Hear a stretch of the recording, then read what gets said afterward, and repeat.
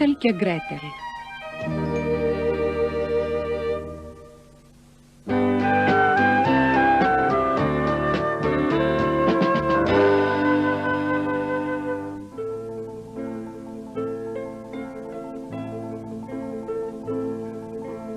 Η ιστορία άρχισε στη Γερμανία πριν πολύ καιρό.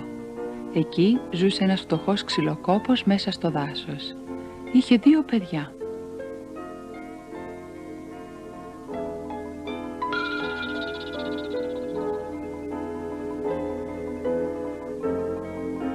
Το όνομα του μεγαλύτερου αδελφού ήταν Χένσελ και το όνομα της αδελφής του ήταν... Γκρέτελ, ξύπνα. Η καινούρια μας μητέρα λέει κάτι φοβερό. Πραγματικά η ιστορία ήταν φοβερή. Ο πατέρας, που ήταν ντροπαλός και φτωχός, τελικά υπέκυψε στα λόγια της μητριάς.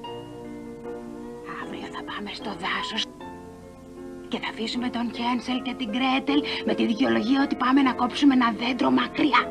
Θεέ και Κύριε, πώς θα γλίτωναν ο Χένσελ και η Γκρέτελ την επόμενη μέρα? Το πρωί ήρθε. Ήταν ώρα να πάνε στο δάσος.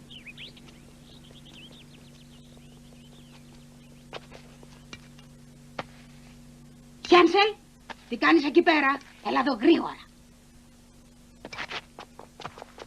Ο Χένσελ είχε μαζέψει πολλά χαλίκια.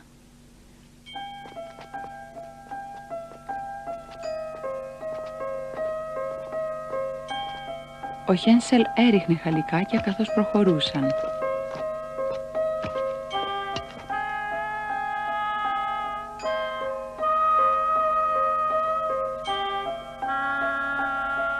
Το μεσημεράκι, ο ήχος του κοψίματος του δέντρου συνεχίζονταν ακόμα. Ο Χένσελ και η Γκρέτελ δεν είχαν καθόλου φόβο. Ο Χένσελ και η Γκρέτελ περίμεναν, αλλά ο πατέρας και η μητέρα δεν επέστρεψαν.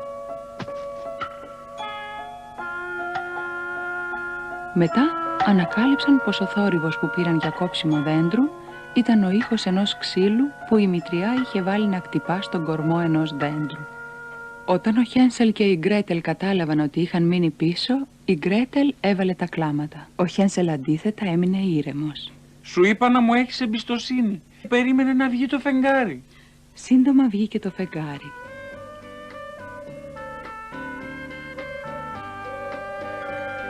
Ανάμεσα στις σκιές των δέντρων και των χορταριών, εδώ και εκεί, γυάλιζαν τα χαλίκια που είχε πετάξει ο Χένσελ.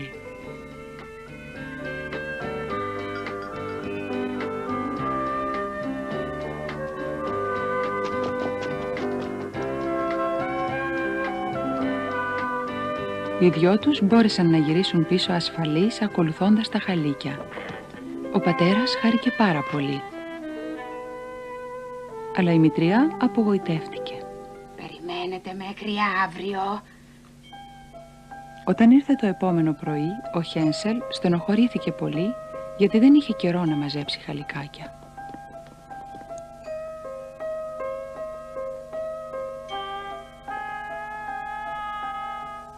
Ο Χένσελ δεν είχε άλλο τρόπο να βάλει σημάδια παρά μόνο το ψωμί που είχε πάρει για φαΐ και το πετούσε κομματάκι καθώς βάδιζαν προς το δάσος.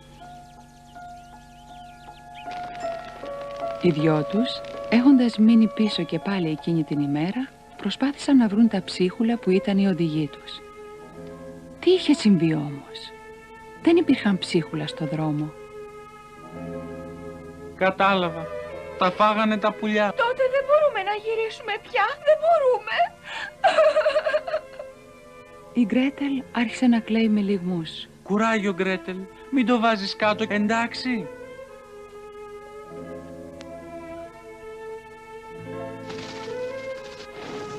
Α!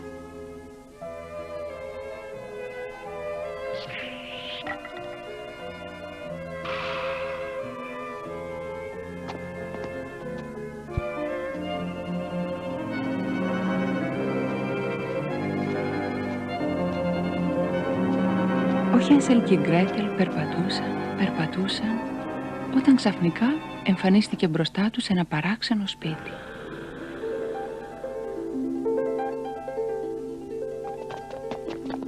Πόσο απίστευτο ήταν! Το σπίτι ήταν φτιαγμένο από πολλά γλυκά. Η τύχη ήταν φτιαγμένη από μπισκότα, η οροφή ήταν φτιαγμένη από κρέμα, η πόρτα από σοκολάτα και οι κολόνες από ζαχαρωτά. Η πηγή έβγαζε χυμό και οι δυο μαζί, όπως ήταν ξελιγωμένοι, άρχισαν να δαγκώνουν με μανία.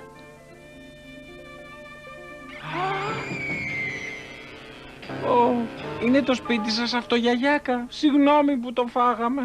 Δεν πειράζει. Ελάτε μέσα και ξεκουραστείτε. Είμαστε πράγματι ξεθεωμένοι. Αυτή όμως η τυφλή ηλικιωμένη κυρία ήταν στην πραγματικότητα μια απέσια μάγισσα που άρπαζε παιδιά.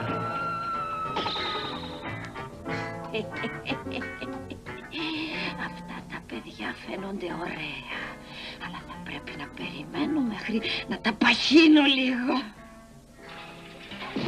Ο καημένος ο Χένσελ κλείστηκε στο κελάρι. Η Γκρέτελ κλαίγοντας άρχισε να δουλεύει σκληρά σαν υπηρέτρια. Σταμάτα τους λιγμούς και φέρε νερό γρήγορα.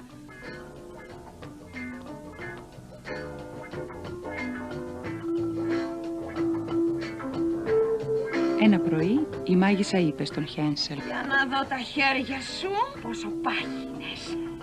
Τότε ο Χένσελ της έδωσε να αγγίξει το κόκαλο που φύλαγε μυστικά. Είσαι ακόμα πολύ αδύνατος. Πρέπει να περιμένω. Με αυτόν τον τρόπο εξαπατούσε ο Χένσελ τη μάγισσα. Σύντομα όμως η μάγισσα δεν μπορούσε να περιμένει άλλο.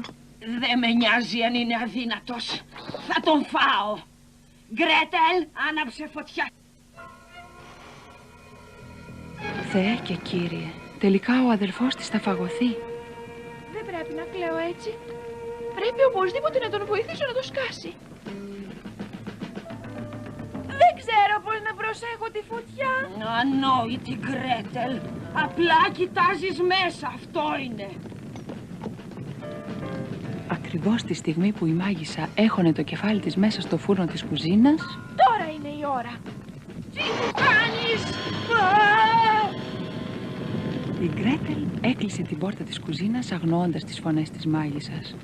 Με αυτόν τον τρόπο η Γκρέτελ, ένα κλαψιάρικο παιδί, ξεφορτώθηκε τη μάγισσα. Ο Χένσελ, αφού σώθηκε και βγήκε από το κλουβί, πήρε την αδελφή του από το χέρι και άρχισαν να απομακρύνονται όσο πιο γρήγορα μπορούσαν.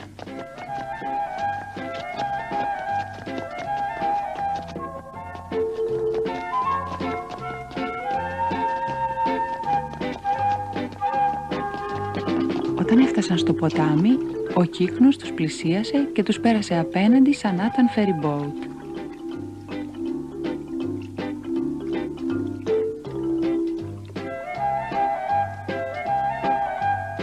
Όταν περπάτησαν λίγο ακόμη μετά το ποτάμι, μπόρεσαν τελικά να βρουν το σπίτι τους.